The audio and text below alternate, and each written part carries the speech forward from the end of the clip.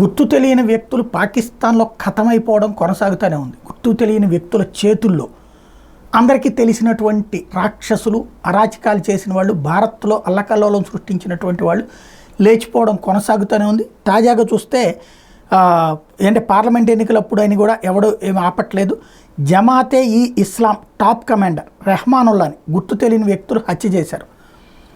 Pakistan army అధికారి ఒకళ్ళు భారత్ని తీవ్ర స్వరంతో వార్నింగ్ ఇచ్చినటువంటి 24 గంటలకి గడవక ముందే వీడు లేచిపోయాడు. అంటే వాళ్ళు పాకిస్తాన్ ఆర్మీ ఏం వార్నింగ్ ఇచ్చిందంటే, భారత్ మా దేశంలో కనుక ఇట్లాంటి ఘాతుకాలకు పాల్పడితే చూస్తూ ఊరుకోమని. కరెక్ట్గా 24 గంటలు తిరిగేటప్పటికి జమాతే ఇస్లాం టాప్ కమాండర్ రెహమానుల్లాని ఎవరో కాల్చి చంపారు. వాడు భారతదేశంలోకి తీవ్రవాదులకి ట్రైనింగ్ ఇచ్చి పంపించేటటువంటి వాళ్ళల్లో కీలకమైనటువంటి వ్యక్తి. అయితే వీడిని తీవ్రంగా హింసించినటువంటి సంఘటనలు ఉండటంతో అది లోకల్ హత్యే, 2 వర్గాల మధ్యన ఘర్షణ అన్నటువంటి మాట కూడా వినబడుతోంది.